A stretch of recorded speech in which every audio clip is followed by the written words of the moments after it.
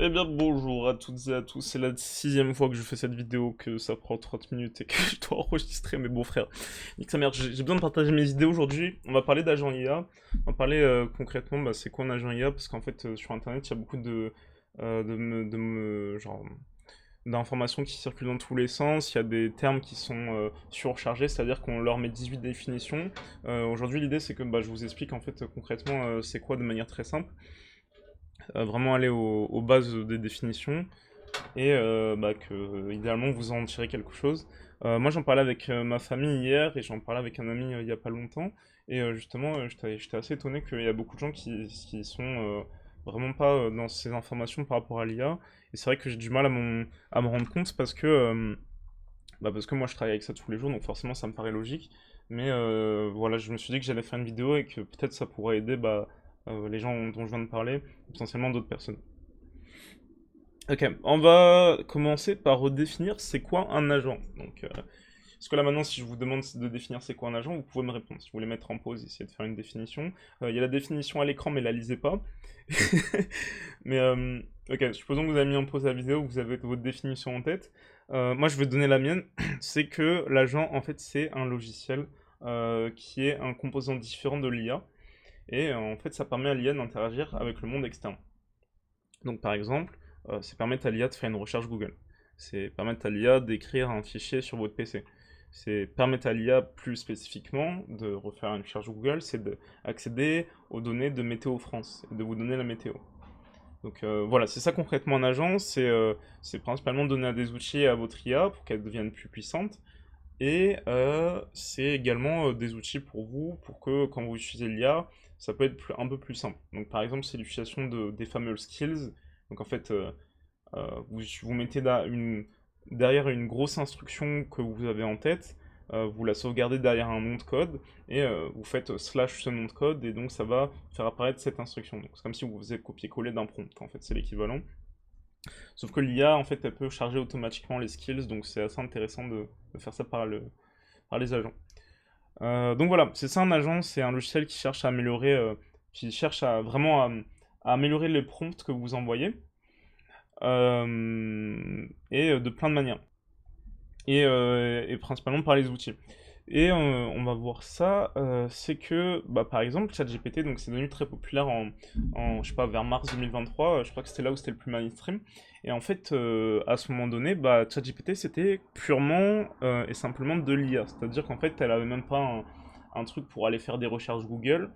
En fait, on lui on lui pose une question et elle répond et elle fait pas plus que ça. Elle est pas capable d'interagir plus que ça avec son. euh, donc voilà, maintenant ChatGPT ça a évolué. En fait,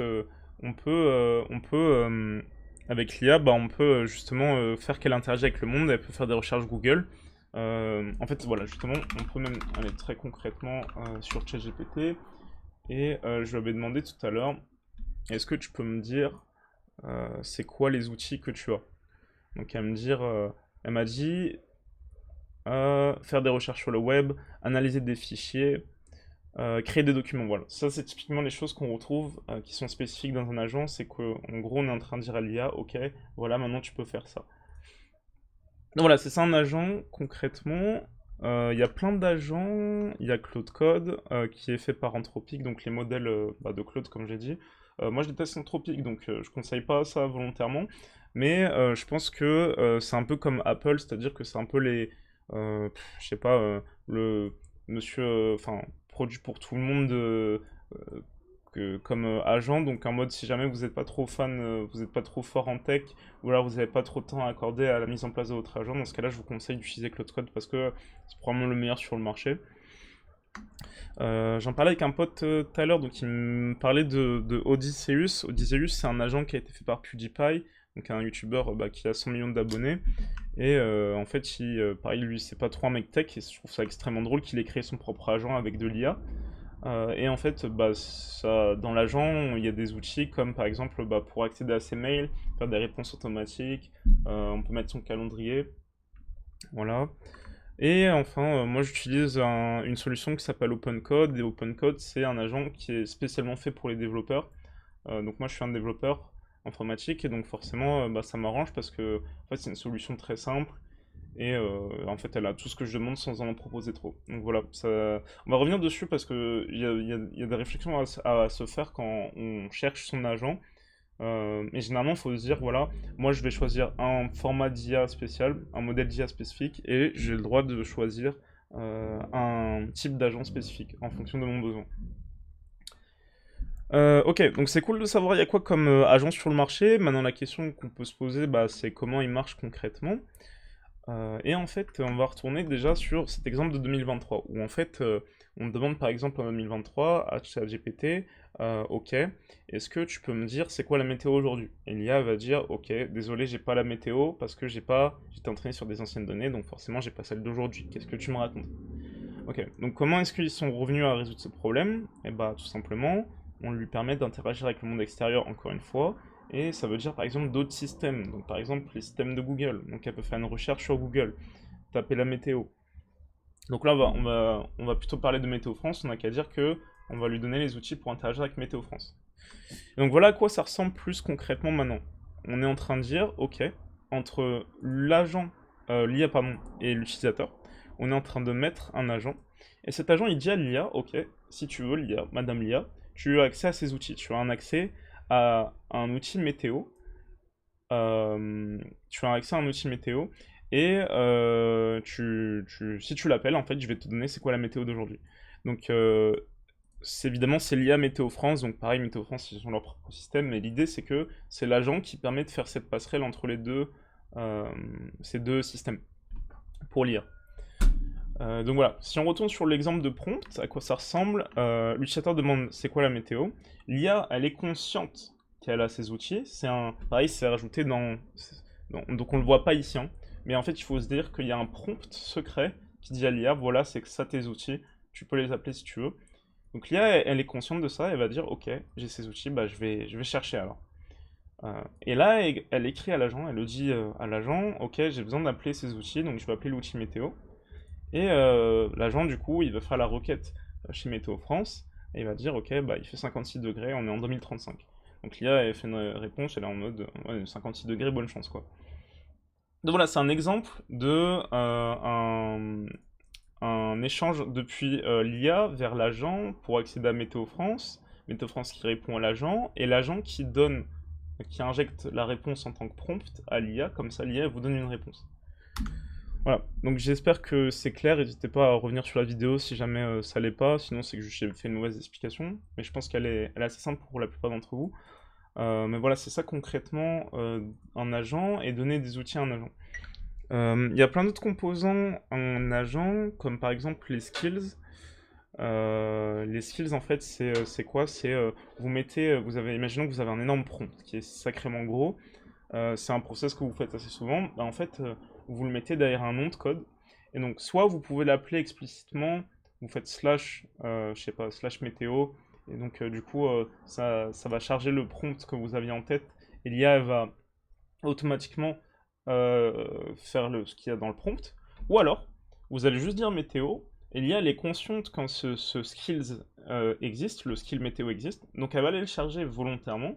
Comme ça, elle a plus une meilleure idée de ce qu'elle est censée faire quand l'utilisateur il parle de météo. Donc voilà, c'est ça en fait, les agences, c'est vraiment n'importe quoi pour essayer de saupoudrer vos prompts et de les rendre meilleurs. C'est ça l'objectif d'un agent, c'est que ça fait ça sur tous les terrains et ça essaie de l'automatiser, que ce soit pour vous, à travers une interface, ou que ce soit pour l'IA, à travers lui dire ce qu'elle a à sa disposition et comment elle peut l'utiliser. Ok, donc là maintenant on a défini à peu près c'est quoi les agents. Le truc c'est qu'en fait les agents ils marchent pas tout seuls, il faut évidemment un hébergeur. Donc le truc cool avec les agents c'est que généralement on peut choisir l'hébergeur qu'on veut. Et aujourd'hui on va parler des différents types d'hébergeurs et comment est-ce qu'on peut choisir un hébergeur qui rentre dans sa demande. Alors déjà il faut savoir qu'il y a des entreprises qui sont très populaires comme Anthropic et OpenIA. Mais il faut savoir différencier deux types d'entreprises dans le monde de l'IA. Donc en fait, il y a les laboratoires qui, eux, ils font des recherches sur les IA, ils créent les modèles, donc ça prend, je sais pas, 3 à 6 mois d'entraînement, et après, ils les mettent sur le marché. Et ensuite, à côté, il y a les hébergeurs. Donc les hébergeurs, eux, pour le coup, ils hébergent les IA pour de vrai. Et donc, généralement, les laboratoires, ils hébergent les IA. Et il y a certains laboratoires qui donnent au monde, reste du monde leurs IA, comme ça, il y a d'autres hébergeurs qui peuvent les prendre. Donc, merci à eux d'exister d'ailleurs. Donc voilà, il faut être conscient que c'est deux types d'entités différentes. Et en connaissant ça, on peut se poser des questions en fonction de sa demande. Est-ce que on veut une IA ou un hébergeur qui propose un bon prix? Est-ce que on veut plutôt un bon service? Est-ce qu'on veut être sûr d'avoir la meilleure qualité possible? Ou est-ce que on veut un hébergeur qui propose une bonne éthique? Donc on va voir deux, trois entreprises par exemple. Donc là on a des laboratoires, attention, qui sont OpenIA et Anthropic. Donc OpenIA et Anthropic, ils font des modèles close weight. Ça veut dire qu'en fait, à nouveau, ils les publient pas, et d'autres entreprises ne peuvent pas héberger GPT, donc ChatGPT en gros, ils peuvent pas héberger ça. D'autres entreprises ne peuvent pas héberger ça parce qu'ils n'y ont juste pas accès. Voilà, c'est propriétaire à eux.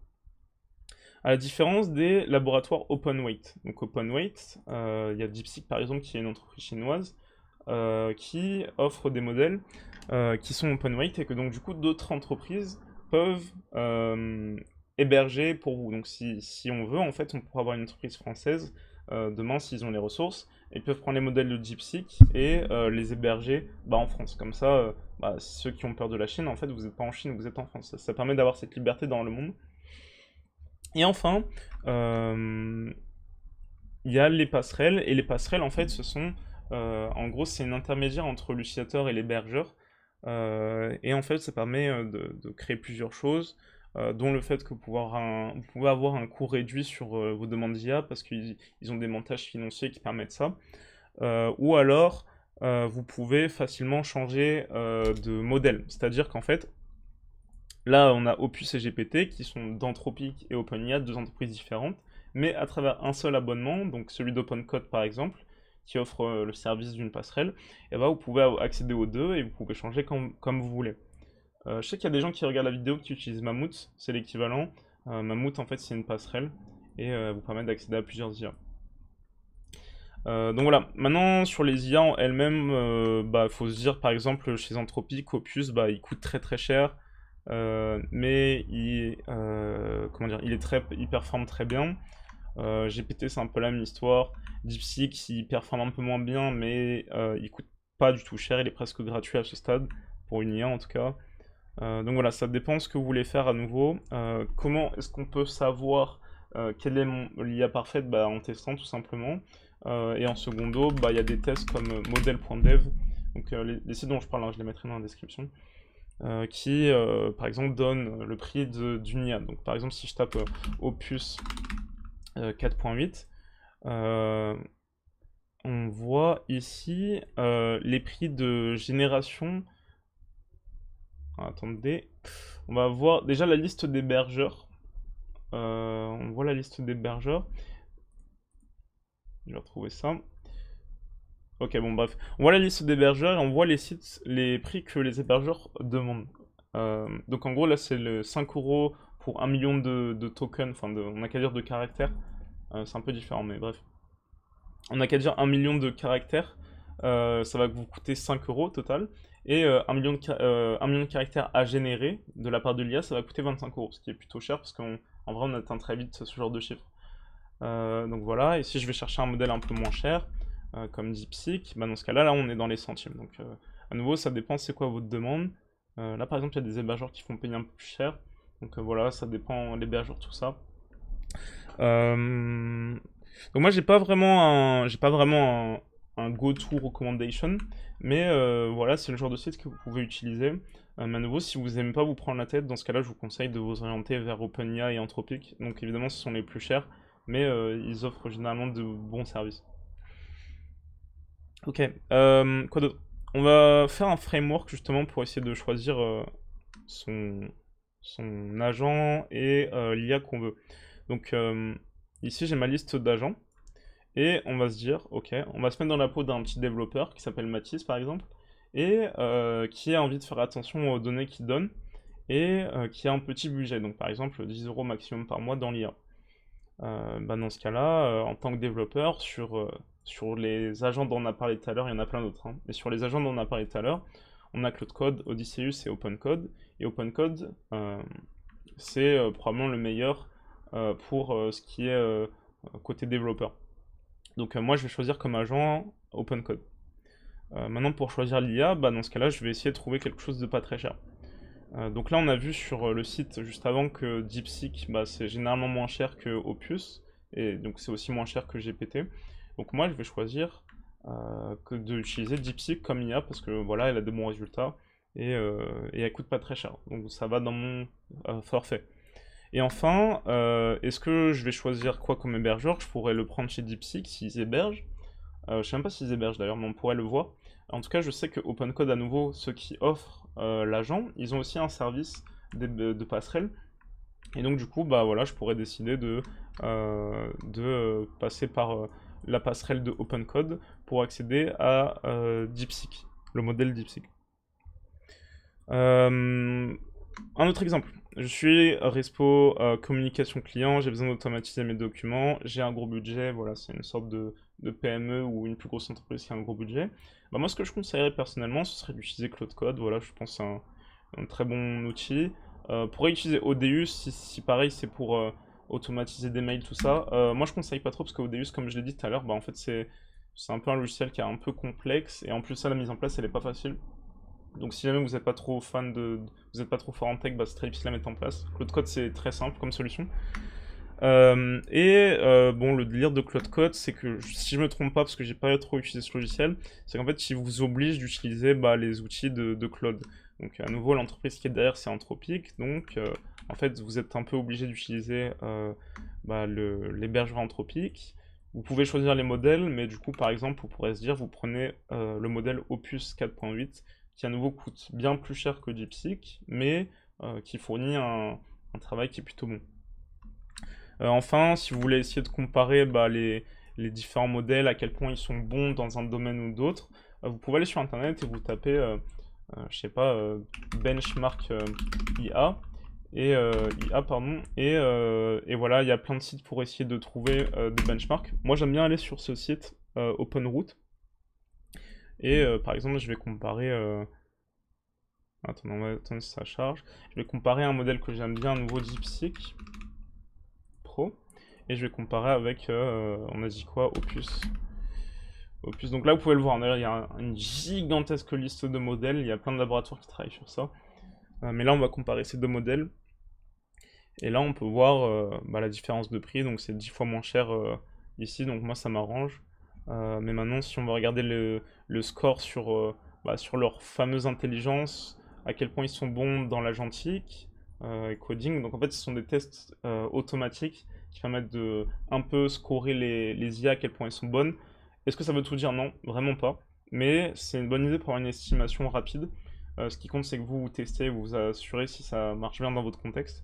Et on peut voir que oui, du coup, DeepSeek, d'après les tests, est un peu moins bon que Opus. Mais vu la différence de prix qui est 10 fois moins cher, ça vaut totalement dans mon cas. Moi, je me dis, je vise pas la qualité pure, je vise que ce soit efficace, que le coût qualité, il est extrêmement bon pour moi. Après, il y a d'autres statistiques que vous pouvez vous amuser à regarder. Mais voilà, comment est-ce que vous pouvez choisir vos modèles, vos hébergeurs et vos agents. C'est le genre de raisonnement qu'il faut avoir. Enfin, j'avais noté 2-3 questions fréquentes que que j'ai eues avec des échanges de personnes. C'est que à quel point les agents sont forts. Bah, ce qui est sûr, c'est que les agents sont très très forts comparé à une IA pure, simple et seule. Voilà, ça lui permet à nouveau d'interagir avec le monde réel. J'adore dire cette phrase, mais c'est pas magique. C'est-à-dire que déjà, bah, vous devez mettre en place les bons outils. Et même si vous donnez les bons outils, bah, en fait, des fois, elle fait des erreurs. Elle fait des erreurs, ça arrive. Donc ça reste encore un outil l'IA, on n'est pas à un stade où ça remplace l'humain. C'est sûr que ça permet d'automatiser beaucoup de choses, mais voilà, soyez très conscient de ce qu'elle fait, et n'oubliez pas que vous en avez beaucoup là-dedans, donc mettez ça à contribution. Maintenant, pour ce qui est créer des outils, à quel point je peux créer des outils pour moi, pour mon cas d'usage, généralement, les outils que vous utilisez qui sont populaires, genre par exemple Figma, en fait, ils permettent ils créent les outils, ils créent les outils qui sont déjà là, et en fait, vous avez juste besoin de les mettre dans votre agent. Donc, ça nécessite de s'y connaître un petit peu comment configurer son agent, mais en fait, par exemple Figma, ils rendent ça très pratique. Donc Figma, à nouveau, pour ceux qui ne savent pas, hein, pardon, c'est un logiciel qui permet de faire du design. Et en gros, l'idée, c'est que donc, du coup, on puisse mettre son IA sur le truc de design, et l'IA, elle aide à designer automatiquement. Donc Figma, vous pourriez créer un outil qui permet de créer cette passerelle. Ça demande beaucoup d'efforts, moi je le ferai pas demain, mais Dieu merci. Figma a fait ce travail pour vous, et tout ce que vous avez besoin de faire, c'est connecter ça à votre agent, et voilà, elle peut déjà commencer à faire des choses. Donc si vous voyez le mot magique MCP sur votre logiciel favori où vous voulez mettre de l'IA, bah dans ce cas-là, vous avez tout gagné. En fait, il faut juste mettre la configuration MCP dans votre agent, et normalement, elle devrait être capable d'interagir avec votre logiciel. Dans le cas où ça n'existe pas, bah dans ce cas-là, oui, il faut créer les ponts. Mais je pense que dans les 5 prochaines années, voilà, enfin, ça se trouve, on va aller beaucoup plus vite, mais en gros, l'industrie crée plein d'outils pour que l'IA puisse interagir avec leurs différents systèmes. Moi maintenant, par exemple, bah, j'ai créé mes outils, par exemple, de mémoire. J'ai envie que l'IA se souvienne de ce que je lui dis, donc j'ai créé un outil qui permet justement à l'IA de stocker dans une base de données les infos qu'elle a sur moi, et après de pouvoir récupérer les souvenirs quand c'est nécessaire. Donc pareil, voilà, c'est un exemple d'un outil simple que moi j'ai codé, mais après, voilà, c'est un coup de créer ses propres outils à la main. Donc je conseille de le faire le moins possible, mais quand c'est vraiment quelque chose vous pensez que ça peut changer votre environnement, bah, je vous conseille de vraiment le faire. Si ça n'a pas déjà été fait par l'entreprise, par une autre entreprise, bah, je vous conseille de le faire. Parce que ça peut changer la donne. Voilà, donc je pense qu'on a fait le tour de ma petite présentation, et maintenant ce que je voulais faire, c'est une petite démo, une toute petite démo. Donc c'est super parce qu'à nouveau, comme j'ai dit, j'ai déjà enregistré cette vidéo, donc je vais devoir... euh, euh, ok, vous savez quoi, on va refaire ça entièrement. On va dire, ok, on va créer un prompt, et là on va dire, déjà on va lui dire, salut, quel outil as-tu? Donc à nouveau, on va demander à l'IA, donc il y a un prompt avant qui écrit quels sont les outils.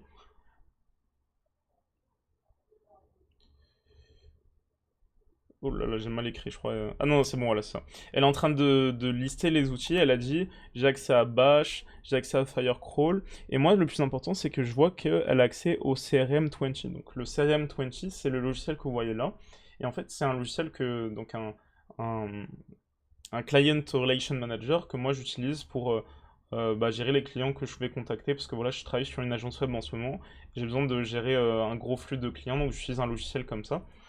Et bah donc du coup, elle est en train de me dire que oui, elle a une connexion au CRM. Donc à nouveau, c'est quelque chose que j'ai mis en place.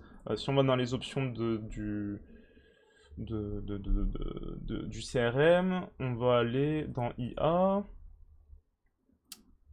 Voilà, et il y a le mot magique MCP, et en fait, voilà, elle me dit, voilà comment est-ce que tu vas connecter ton IA, tu vas mettre ça dedans, dans ta configuration, et voilà. Donc moi, ce que je fais généralement, c'est que je vais pas le mettre à la main, je vais sur l'IA et je suis en mode, tiens, copier-coller, voilà la configuration, démerde-toi, et, et après...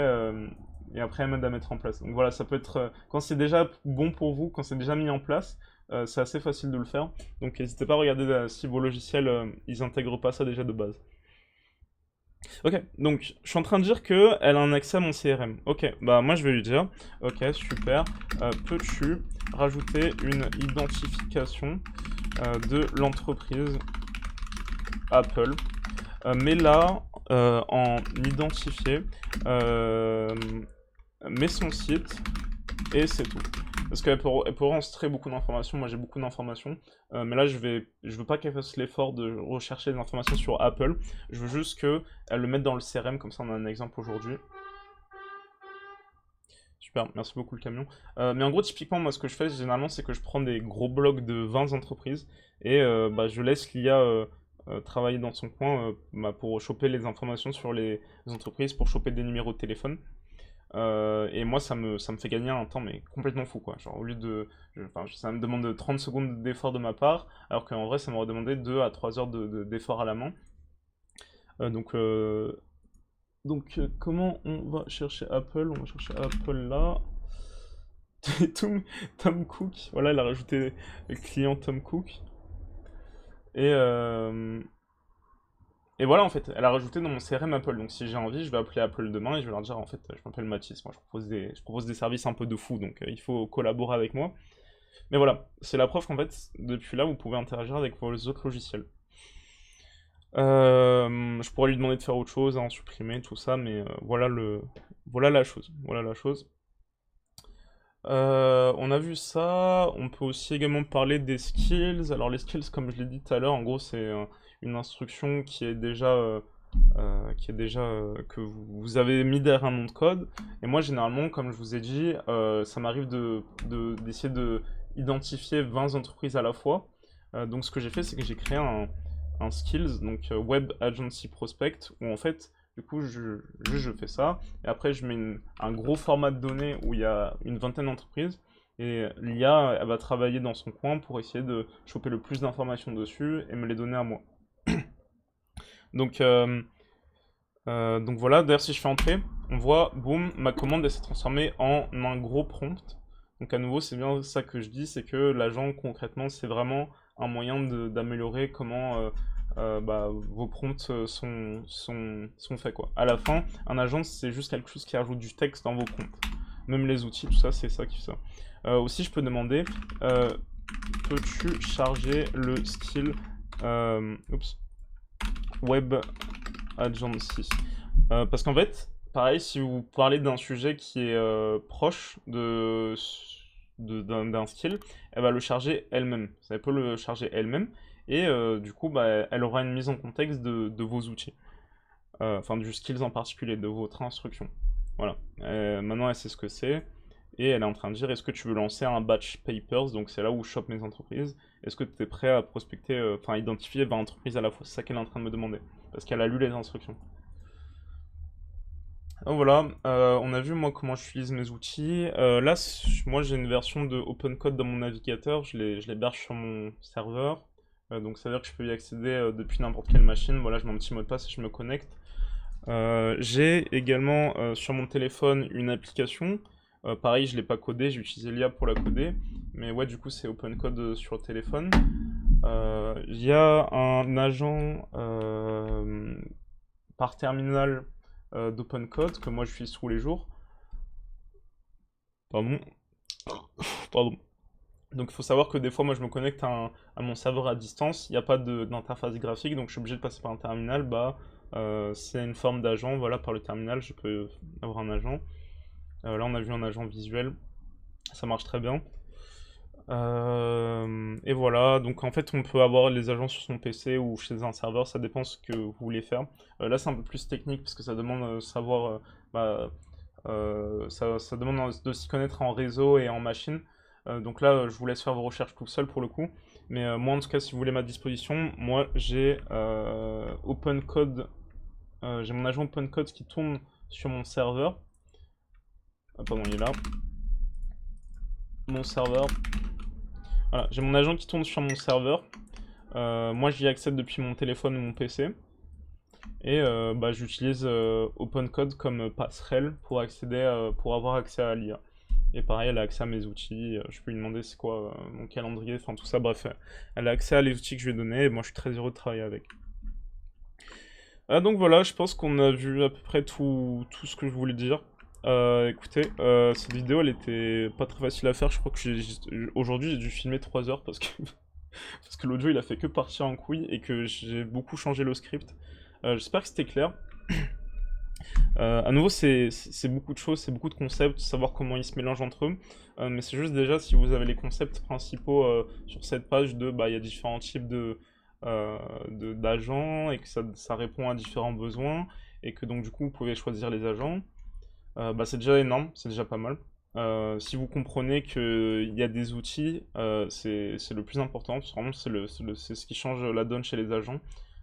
Si vous vous rendez compte de quels outils vous pouvez implémenter bah, dans votre environnement, bah, vous avez tout gagné. Et encore mieux du coup si vous pouvez choisir bah, comment on appelle ça, les hébergeurs qui vous arrangent ou les modèles qui vous arrangent spécifiquement. Bah, dans ce cas-là, tant mieux pour vous, vous avez parfaitement tout ce qu'il faut pour que vous puissiez définir votre utilisation de l'IA de A à Z. Ah, voilà. Écoutez, bah, merci beaucoup d'avoir écouté cette vidéo, de l'avoir regardée. C'est à peu près tout ce que j'avais à dire. J'espère que c'était clair. C'est vrai que c'était pas très, très facile à dire. Si jamais je vois que j'ai... Parce que souvent je regarde ces vidéos après, si jamais je vois qu'il y a eu trop de choses que j'ai mal dit, bah j'hésiterai pas à en refaire une deuxième un peu plus simple. À nouveau, c'est un peu nouveau pour moi ce genre de style de vidéo. Et voilà, moi je vais me prendre un petit verre d'eau là parce que, en effet, j'ai plus de voix après 3 heures de record. Donc, salut l'équipe, à bientôt.